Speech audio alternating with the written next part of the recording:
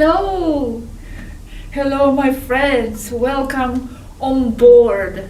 Welcome on board, Toleka. This is second part of the anecdotes. I think you liked very much the first one, so I'm going to continue. I'm very excited to share more with you. I actually uncovered some more stories. Yes, so I think it's going to be fully 4 parts. This is the second part. I have some stories that I still need to verify with Athena if it's okay to share them. And then the fourth part, it's going to be an episode completely dedicated to Yaski and Yaski's stories, okay? Because I discovered many things there, so I think she needs her own episode. Okay, well, let's begin. So many bikes everywhere. Okay, well, this is a story about the bikes. As you know, if you followed my channel, for some time now, maybe it died out a little bit now, but for some time in the past, Taygetans developed this desire and this trend and obsession for bicycles. And it started, so they say, as you will see here in this conversation, Yaski is here in this conversation.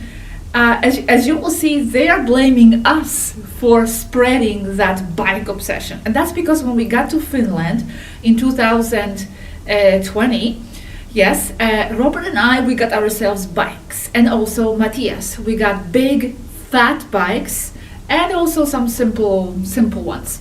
So we were using them everywhere in the area. And well, somehow this spread all the way to Toleka. And they started replicating parts and building the bikes. As you will see, you cannot replicate the whole bike. You have to manually put it together. And it started, Aneeka was very, very, very into this. She was actually the fastest biker. Many of them started to have multiple bikes. They were just everywhere.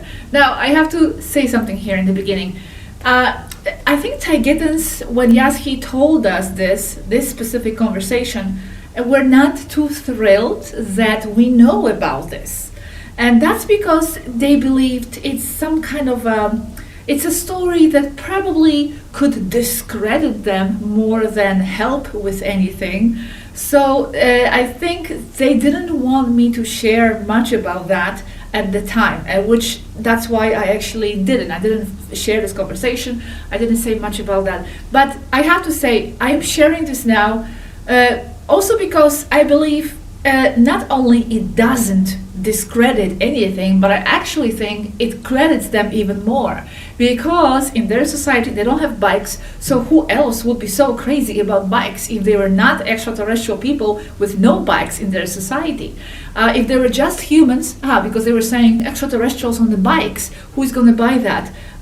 Because there are so many skeptics, and they were laughing at, some of them with Aneeka dancing shoes, and it's incredible that the ETs would do that. Some of you, I actually know this from the comments, even say, how come they are watching movies? I still can't wrap my head around the fact that extraterrestrial people watch our movies. Well, they do. They import all kinds of human ideas from Earth, and they get engaged with our culture. So I don't think it discredits them in any way. I think it helps to see that they are from a different culture and they don't have these types of vehicles. So of course they're going to be crazy and they're going to be happy and excited about importing that specific part of our culture. Anyway, I don't want to ramble too much. I'm going to leave you with this conversation. Oh, one more comment. Do you remember last episode I was telling you about how the Hashmalims were restoring the Second World War plane? And I didn't know how that story ended, if they finished or not. Well, actually, when I was reading this conversation about the bikes, in this conversation, Yaski says what happened. Nothing. It's there hanging on the crane in the hangar. They actually put it aside because of the bicycles. Their attention went into building and riding the bicycles. They actually transformed the hangar into the track, and they were using that. So I think it's a very cute story. I think it doesn't discredit anything at all. It makes it more closer to you. It brings them closer to you. And Here it goes, the conversation with Yaski about bikes.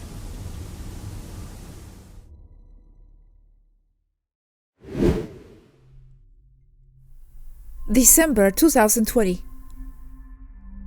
What's with bicycles? What do you mean? Suddenly up here, everyone has one or wants one. Some have many. Seriously. They told me not to ride one or I will end up in the infirmary, as I have a tendency to get myself into accidents, so they say. They say that it looks like so much fun. Aneeka has 3 bicycles and Kalel has 6. What's with that? What's going on? Well, I am not obsessed about bikes at all actually, but I will need it because I don't have a car, so can't get deep into the nature without some vehicle, and on a bike I can. Word is that you started this mess, and now everyone is riding them even inside the corridors, risking running over someone else. Yeah, I did tell you it was fun. Not the same as motorcycles. They are now saying they are a lot more fun than motorbikes. The bicycle population here has exploded. Aneeka has 3, and I understand she's building a 4th one. They are all different. Everyone is into them but me. They are starting to crash among them as they are so many. Even Alanin got bit by the bike bug. Everyone is making bicycles now. I imagine you all just bike everywhere now, to CIC, to the mess hall. They can't bike everywhere. This ship was not designed for bicycles. There are stairwells and elevators. But you see the people dragging them upstairs anyway. So funny. And they are in the habit of moving too fast as well. Bicycles became a sudden fashion, something new to do in the same old places. They initially made a bicycle playing ground, but now it degenerated to everywhere on the ship, with not so good consequences as crashes and runovers. I'm also concerned about the pets. And they were complaining that I was eating up the raw material in the ship for my Susie project. Material meant for repairs and important things. Are they using important material for the bikes? Yes, making the frames with high-tech polymorphic titanium for lightweight and so on. And some have an irrational need to go faster. I mean it. That's why I ask, what's up with them? I'm telling Matthias this now as we are speaking. He's asking if anyone has fat bikes. Not sure. There are many variants, but the guys kind of like heavy mountain bikes. Not sure about the name of them. They have wide tires and suspensions. Aneeka has made one with what looks like razor-sharp wheels to go faster with no friction. Aneeka is one of the ones obsessed with achieving more speed. She made a bicycle that is the opposite of a fat bike, with large wheels and tiny, super thin tires. I mean, those tires are so thin, they are as thick as one of my fingers. Well, as long as they have fun. It's all new for them here, and they have never seen bicycles before. Does it take a long time to make one? You need to make all parts separately? You can't just replicate the whole piece? It takes them like 5 days, so I've seen. No, they do replicate parts only, and then they put it all together manually. But is it possible to replicate the whole piece? Yes, I don't see why not. Only that the replicators they are using are small. But there are larger ones in engineering that can make large pieces. Maybe that's why. It doesn't fit into the replicator box. The small ones were designed for small everyday things. They are the size of one of your washing machines. They are a cube with 5 sides transparent, and you see the process forming inside. Nice. But how do they know what goes where later? I mean, most of them have never seen a bicycle. They have it in the computer piece map that they used to design the bicycle in the first place. They design it on a hologram computer, and then they print it on the replicator. And the screws and all also replicated?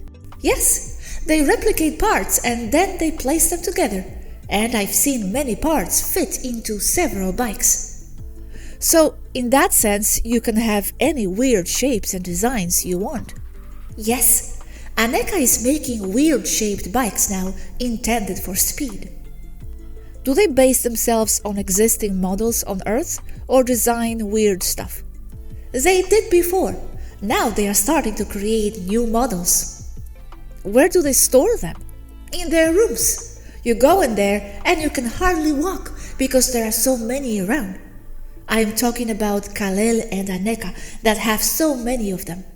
Oh, I just realized Naishara doesn't have one, so it looks like it's only me and her who don't have them. Does Suriko have one? Yes, a nice girly one, like Alanin. Follow-up chat with Yaschi. How are you? Okay, surviving the Taygetans. Why? They got scandalized because I manufactured a skateboard for myself. Everyone goes bicycle, okay, you know me, so I went skateboard. But they say I'm prone to accidents. Okay, I got away with it and I am practicing now. Okay, now look at this, Yaschi. This is really cool, quite popular in Barcelona, and less dangerous to others than bikes. They can move around the ship on this. One-wheel scooter. It requires skill too and can be fast, but it moves by itself. I didn't know it existed. Thank you. Looking. Wow, 56 kilometers, it's fast. Of the people here, only Aneeka can go faster than that. Only one wheel? Yes, people are zipping around on it in Barcelona. Wicked! I want one. Don't tell the Taygetans it was my idea. I want one. That's just wicked, just what I need. I love it. But it will not appear out of thin air. I must see how to make it. And it's a lot more complicated than a bicycle. If I had one here to reverse engineer, it would be easier. But out of a video, no, that's not easy. I need a lot more information, so I won't have it anytime soon. It must have complex electronics, a gyroscope for stability, servos, all that. The concept may be enough, and I may make one with what I have here. I see that as more plausible than a direct copy. This replicator technology is wonderful and may be flabbergasting to you, but it's not magic. It needs to be fed precise information. I can't believe you don't have this kind of stuff in Taygeta. What do you have apart from scooters and personal starships? I am quite dissociated from what they use in the streets in Taygeta, but I am sure they have many types of scooters and variants. But it looks like they are flabbergasted by that kind of human tech, like bicycles. It is something new for them, because even at the dinner table, they only talk about tire widths and sprockets.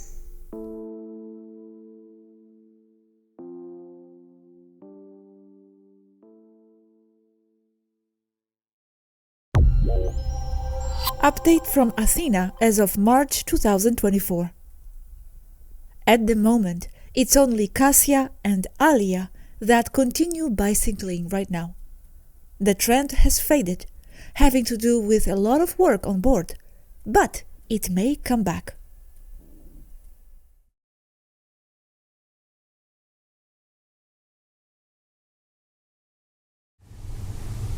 I hope you liked that part. In the end, I don't know actually if Yaschi replicated and constructed that one-wheeler. One of those stories that I don't know how it ended. However, yes, very curious, very fun. I'm happy that I was able to share it. I think it was a very cute story. Now, before we continue with the next one, I want to mention something that is important. I began this episode on purpose with this story of something they have imported from humans, and how you can see this adapted part to the human society. Now, this is important what I'm going to say, because you always have to be aware that what you see of them, and what causes many skeptics to say they are too human, what you see of them sometimes is exactly that, the adapted part to the human society. But it doesn't mean, and I think those who follow us already know, that there isn't much more behind, much more of real extraterrestrial reality behind. And this is something that many people sometimes forget, because they see them speaking our language, they see them making jokes, they see them going on bikes and doing things like that, which we share about on purpose to bring them closer to you, to make you realize they are people. The catch in this is that sometimes it may make them look too human, as if they're just human, and they're not. You are seeing the adapted part of the society here on Earth, because that's what they do, they adapt. But you always have to be aware that there's much more. Now, Aneeka here explains, I just want to read this. Aneeka here explains that the part that you sometimes see of them, which we share, is the part we have absorbed from your society. So many things, many ways of being, customs, like birthdays, for example, it's something we have absorbed, and this is what you are seeing. That is why some would say that we are too human. We are not. We are only seeing the adapted part. So that's very important. Here she is giving an example. I think with this example you understand what is meant. Look at it like an electric current voltage. If we are working at 220 V and you are working at 110 V, using this technology, for example, internet, chat service, Spanish, English, Russian, all very normal and human, right? It's like, sorry, my chat disappears. It's like, maybe this way. It is like a voltage regulator that reduces the 220 volt current to usable 110. So you will say, I don't see anything extraordinary. It's just more ordinary 110 V voltage. But that's because they don't see the regulator, because they don't use it. But there is a lot more behind us. That's what bothers some people, she says, Aneeka, that it's too much information. For example, also, too much information. For them, it would be more credible if we only gave one message a month with this tone. When the seagull flies and is at the zenith, the portals will open the consciousness. Or I don't know what other nonsense, she says. So this is what people expect from extraterrestrial people. Some strange, mystical, enigmatic, coded messages.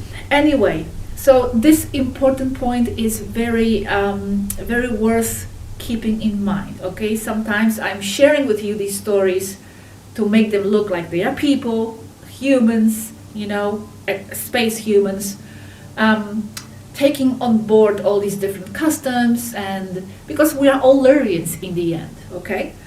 But, like I'm saying, don't fall into the trap thinking they are too much like us, because there is much more behind them as well. And these two next stories will actually show that.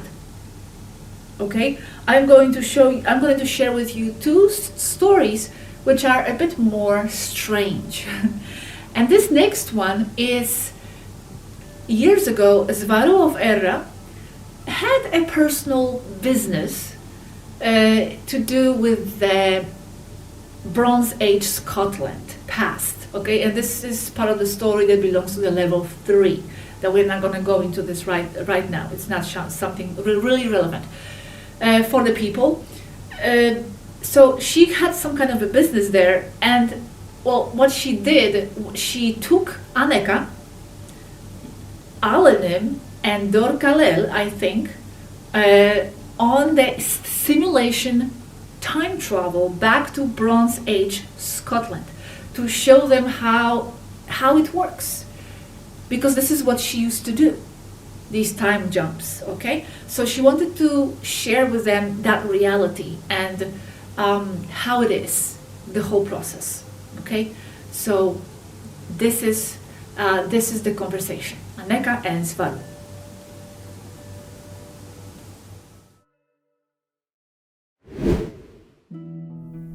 July 2019. And what happened inside the simulation exactly? It's just a simulation within total immersion of a time jump trip. From this point in the so-called space-time to another point, which would be the Bronze Age in Scotland. The whole simulation was exactly what the jump and the journey is like. It just wasn't real. But it felt like it was. We didn't get out of here. I can't believe SWARUU did all that constantly, but in reality. In addition to how the trip is done physically, the technical parts of how to handle the ship, I showed them the direct effects that this has in the timelines of exit and entry.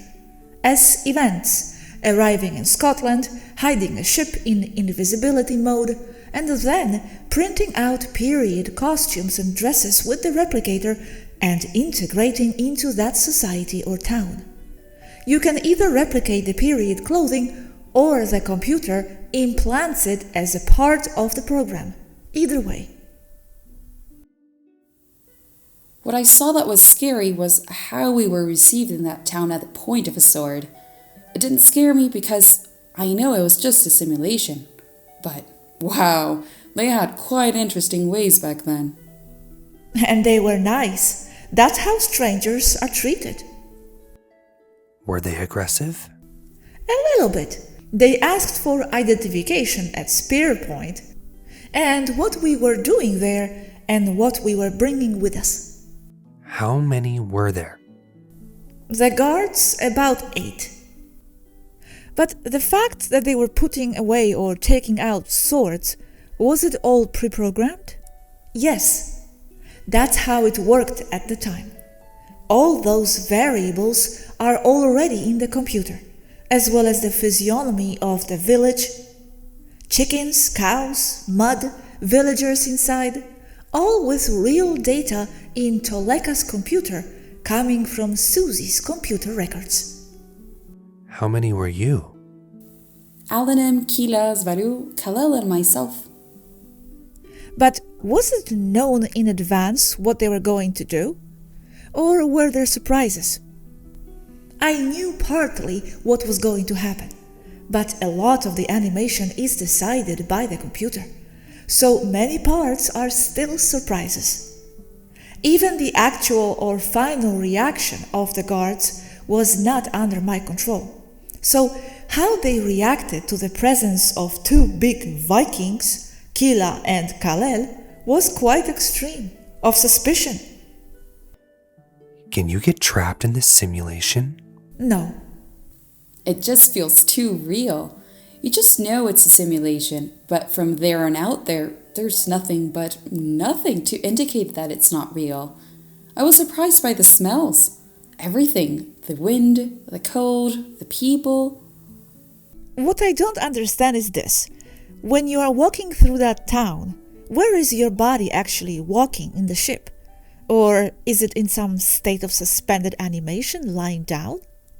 Yes, we just picked a place, a room inside Toleka, where, when you open the door, it simulates the hangar of the Viera. So you see the inner hallway of Toleka with a pneumatic door open, and inside is the hangar in full immersion hologram. So it's like one step into the Viera. We all just went in there, and when the pneumatic door closed, we were all inside the simulated hangar of the Viera. We walked over to the Susie parked there and got in, just as we would in real life. No sleeping or lying down, fully awake, immersed in another reality. And from there, we started the trip as it would be done in real life. But when you walk through the village there, if someone sees you in the ship, your body is seen walking too? You are walking inside the Toleka, but the animation itself prevents you from hitting the wall of the room. How is this done? With gravitational manipulation inside the room. But the village is bigger than the room where you are in Toleka. It doesn't matter. You are not moving in the room walking on the floor. You are not touching the floor. You are in suspension. You are walking in the air without moving forward inside the actual room in Toleka. But the rest of the total sensory immersion gives you the idea and the experience of walking in the countryside in Scotland. You struggle uphill, you run out of air, and the things you carry weigh you down. You walk in air? Legs move and everything, but you don't move forward? I wonder what it looks like if someone walked into the room. It would look a bit absurd, wouldn't it? Yes, your body reacts and actually moves, your real body, but it's not touching anything. It's just there in the air. Or you can also fall asleep, but there is no point. But you don't perceive yourself inside a room in a ship anymore. You perceive yourself in the destination. You get itchy skin, you get stones in your shoes, it smells like dead fish next to the fish market in town, flies and all. Wow! And if someone comes into your room, they are going to see you all hanging in the air, walking around suspended, talking to invisible people, etc.? The room is sealed during the immersion. If someone wants to enter, they have to talk to the expedition leader, the one controlling it, in this case, me.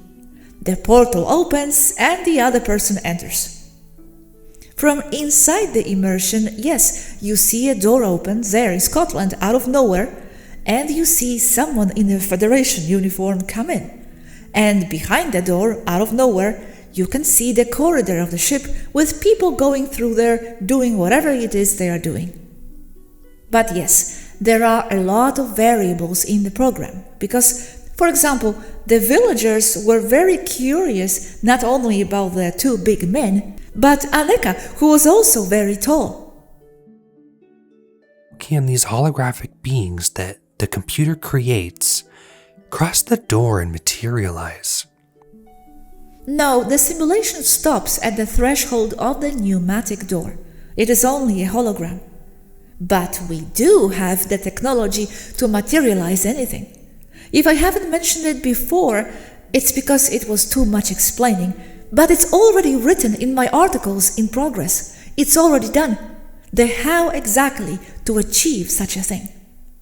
But the simulator ones don't. It all stops at the door. It was scary for me to see how people were staring at me. Simulation or not, you can feel the stares. They were really looking at me as in particular. If I was something strange, Alanim not so much. And what did you think of that town as a civilization? Very primitive. I don't know how they survived that. Besides, everything was made of wool and it stung. They didn't even have the brains to make a sidewalk. Everything full of eternal mud and fetid smells everywhere. Did you have weapons, Aneeka? We didn't have weapons.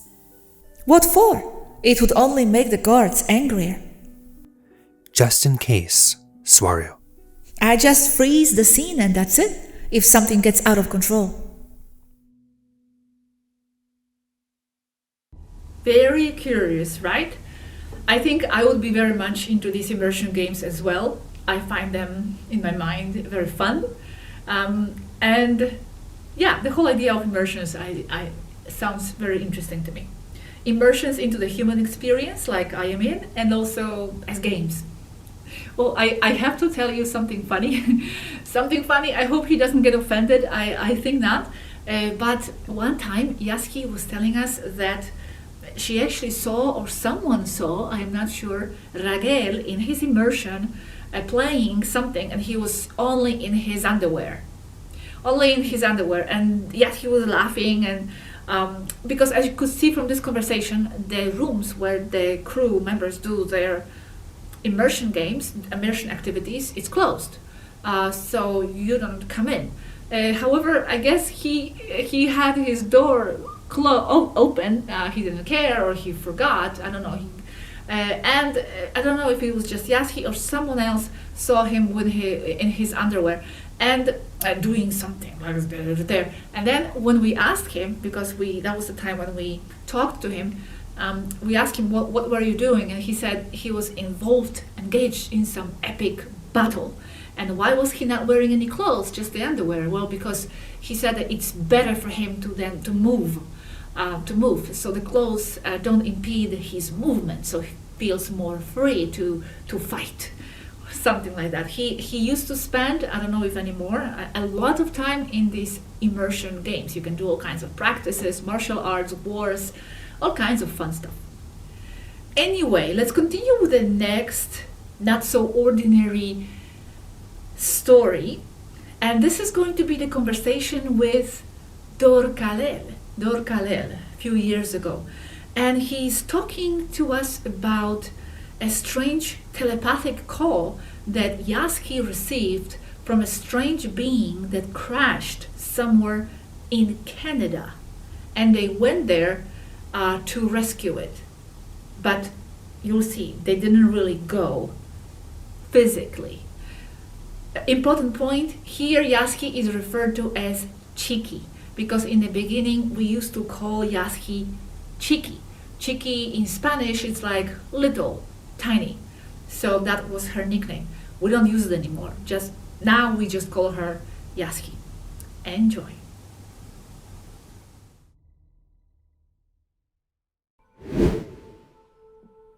Something interesting. A ship of a species difficult to define was shot down last night. The being inside asked for help telepathically. SWARUU was the first to respond because of her high telepathic ability. The being asked for help. And who shot down its ship? The cabal with microwaves. First of all, this can be shared, but I don't know where it fits in, because it is more of a so-called space soap opera. Okay, thank you. Were you able to rescue the being and its ship? In what country was the ship shot down? It was rescued by positive grace. SWARUU was the one who talked to the being, and actually face to face. There was even physical contact. Canada. And what happened to the ship? Everything was extracted before the military arrived. It was a success. But the being is wounded, but it will recover. You had to go down to Earth then? SWARUU went down, and SWARUU behind as a backup. And where is this being now? What shape is it? Like large thorax, ribs showing, no clothes, very short legs, long arms, skin like rubber, as described by SWARUU, sulphate green. Neck with a sheath as if the skin of the torso went up like a spy jacket collar, covering the neck and part of the head. Large head with almond-shaped eyes, described by SWARUU as a crystal skull, but green as the skull type. And the communication was telepathic, yes? He communicated with her, but just the basics. All telepathic with SWARUU. She raised her hand with the ET gesture of hello, which is like the manual stop gesture on Earth. The being did the same, and they touched hand in hand. Then cheeky SWARUU put her hand on his chest. Another accepted sign of hello and respect. The being did the same. She says it is like rubber, cold. The being has a large wound on its right side in the shape of a large almond. The wound is black in color. I just didn't have a chance to tell you that cheeky SWARUU's interaction was on an astral level.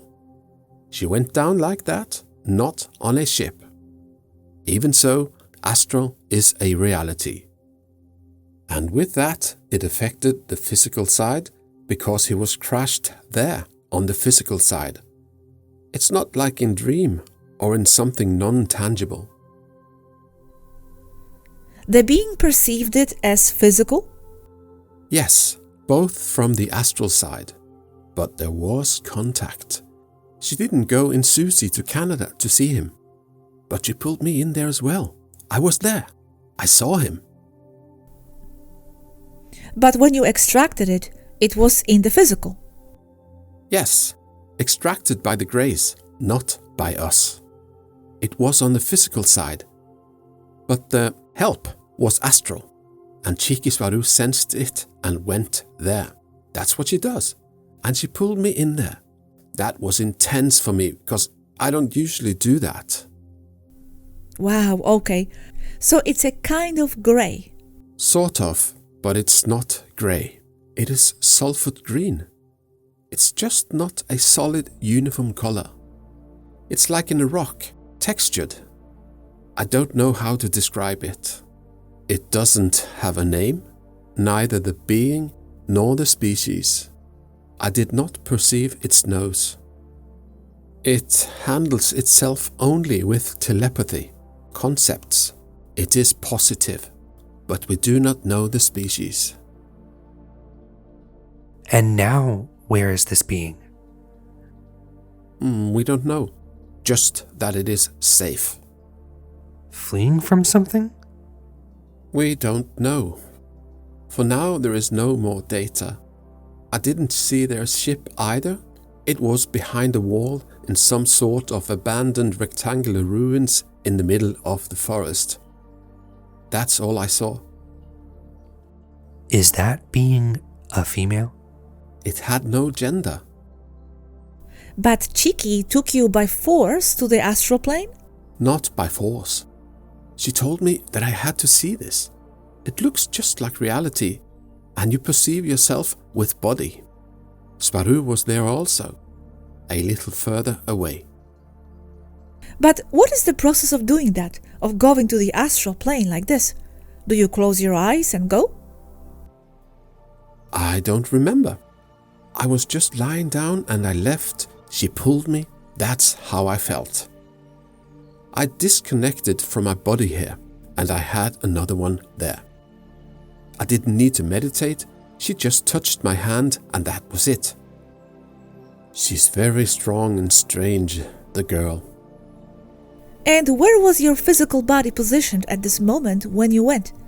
If someone saw you on the ship, did you simply disappear or as if sleeping? Lying on a couch, as in a lucid dream. The girl disconnected me from here and put me there. She flies without a ship.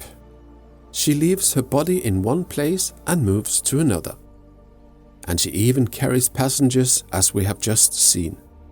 That's what cheeky SWARUU does. SWARUU does that too, but not that strongly. And you can't do it, Kal-El? No, or very limitedly. Sometimes involuntarily. I see that cheeky SWARUU can mentally transport herself anywhere, be there, with passengers on top of that. That is not a Taygetan ability.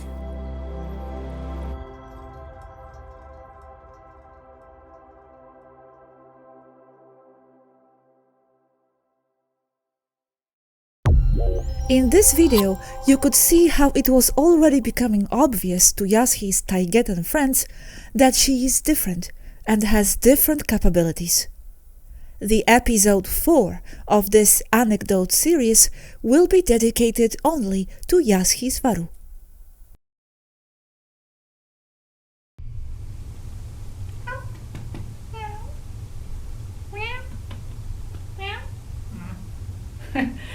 They're not paying attention to me right now. As you see, there's just so many cats on board. I don't know exactly how many cats they have right now, but it's a lot of cats. So I have to share with you a little cat conversation, and this is with Athena SWARUU. They all love their cats. They are their family, their friends, their people there. Perhaps they're a little bit too many, and they are very dependent and sticky to you, apparently. Many times, actually, it happens, maybe not many, but sometimes, that they are writing and suddenly there are these weird words like and I say, what?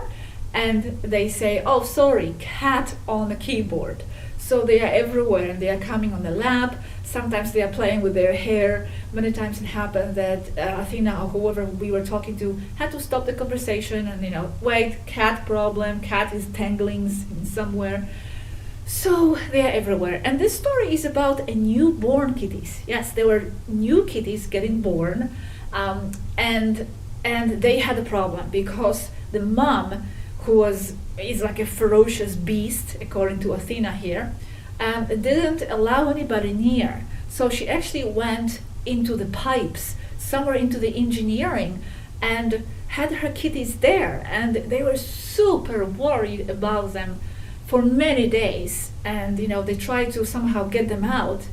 It was very difficult. So you will see here in this conversation what happened. Keep in mind, this conversation is only one aspect of different moods they can be in day to day, in this case Athena. On that day, she was a bit tired. However, she cares deeply for Toleka cats, and she wanted me to express that.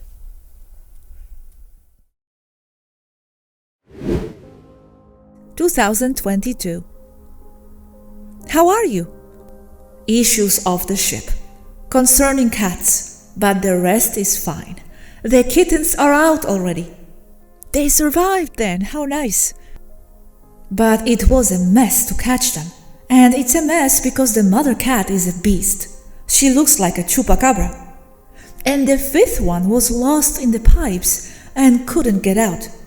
And they had to disassemble several panels of the ship and broke conduit pipes, electrical, to get to him.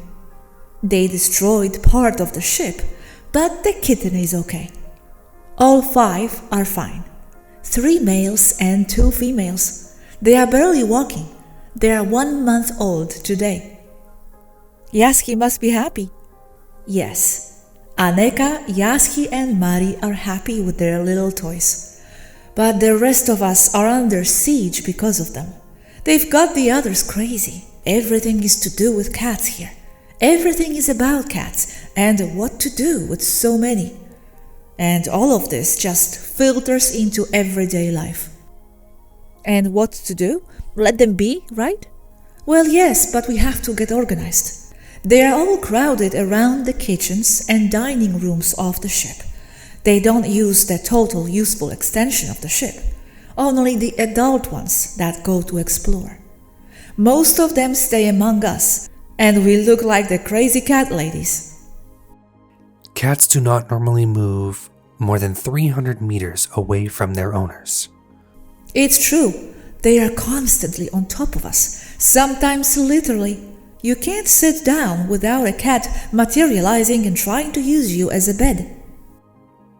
They give the impression of being independent, but are usually relatively close to the crew. That's right. The cat is an independent pet, they say. Not true. These are ultra-dependent.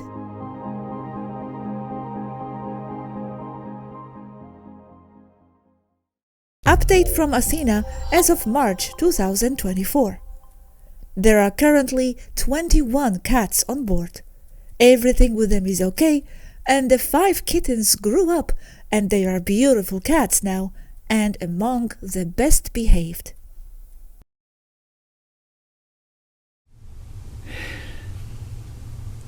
That's the kitten story. I must say though that they love their cats, okay? They're a nuisance sometimes, but they do love and worry about those cats all the time. Now, the final story. And this is this is a story that is actually related to my story. I never shared it. Because at the time Aneeka was telling us that it's perhaps not a good idea to share it, as it provides too much of a proof to us, and it's prohibited by the Federation to give the contactees or the humans, whoever they talk to, any proof, any physical proof.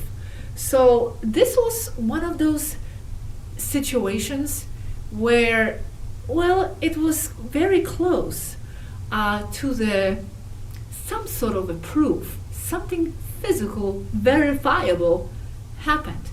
And it has to do with my trip that I did, I think in 2020, to Svalbard. Svalbard is the most northern located island in the world. It's on top, it's very close to the North Pole. Is the most northern, not situated, habitable island in the world. So I had this dream of going there. I went there. You can actually see the videos from this trip in my personal hobby travel channel called My Odyssey. Total hobby there on the side. Anyway, on the way back, when I'm on the plane, Robert is actually talking to Aneeka. As I am boarding the plane and on the plane during the whole flight, Aneeka is talking to Robert. And I didn't see this conversation, of course, until later. I fell asleep on the plane, which I kind of regret, because apparently Kila and Zeniel, the pilots, were escorting my plane part of the way from Svalbard, between Svalbard and Norway. And now, this is where it becomes verifiable proof. I am going to share with you the images, the screenshots. She was actually sharing with Robert the flight radar images. There is this website, Flight Radar, where you can actually track all the planes that are in the air, flying at the moment, with their numbers, airline, and everything. So she was showing the images of my plane, okay, leaving Svalbard, and then the next moment, because the Flight Radar website updates, as I understand, every now and then. So suddenly it showed two planes out of nowhere. Where are they going? There's not much traffic there. Actually, there's nothing. It's nothing. It's a very close to the North Pole area. There's just that one plane going between Norway and Svalbard. Suddenly, two planes appeared on both sides. And when you click on them for more information, there is no information, not applicable. NA, nothing. Then she's explaining what's happening, where they are, and she's sharing more images. So I'm going to share all this in that conversation. And suddenly they disappear. They don't, you can see all the planes follow the route. You can see where they are going all the time. They just disappeared. And here Aneeka explains why they just had to go. So it's really amazing. It's really amazing. I felt very honored. Also, I fell asleep. I could have been looking out of the window on the left side. I was on the left side where they were, or one of them. But I didn't see anything. I was very, very, very tired. And the way I understand it, it's not because they were not there because it was so dangerous, or I needed their assistance. I think the way I understand it is because they were kind of maybe bored and they needed an excuse to do something. They like to fly. And that moment there wasn't much to do, so they just decided to take the planes and do this. So Athena just recently authorized me to share this. So I'm sharing the conversation. It's really incredible.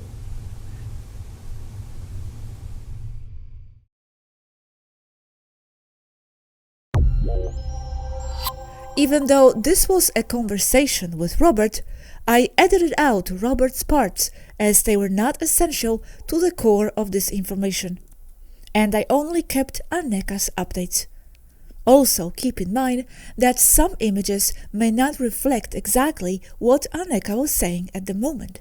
I was not in the conversation.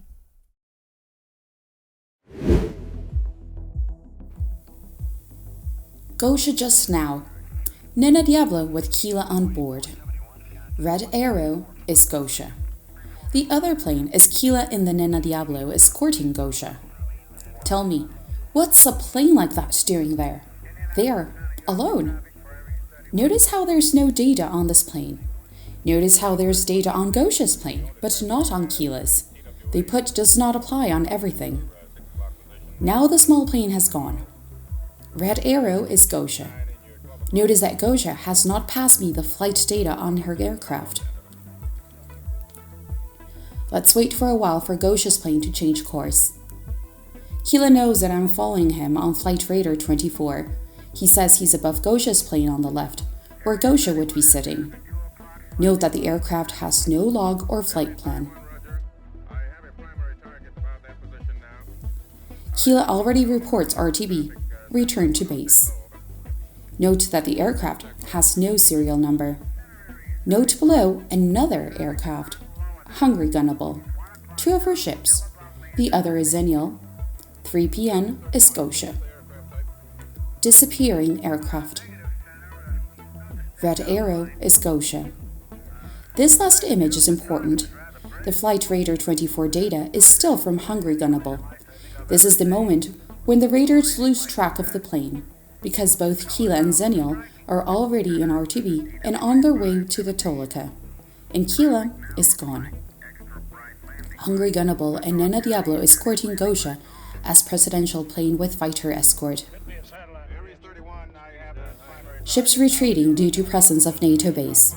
It is full of bases, mostly to control the sea corridor between Norway and Svalbard, because it is a Russian submarine route.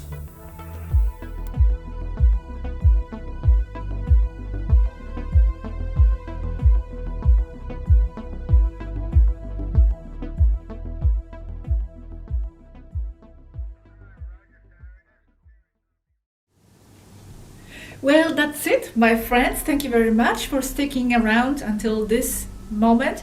There are more stories. I have more stories. This is not the end. There's going to be part 3 and there's going to be a part 4 to do with Yaski. Now I have one story for part 3 where I'm still waiting for Athena's authorization if I can share this. So it's still on level 3. So let's see if that story can pass to level 2, authorized for publishing. Thank you very much. I hope you enjoy the ambience, this stellar ambience, and I'm going to hopefully see you very soon in the next video. Bye bye everybody.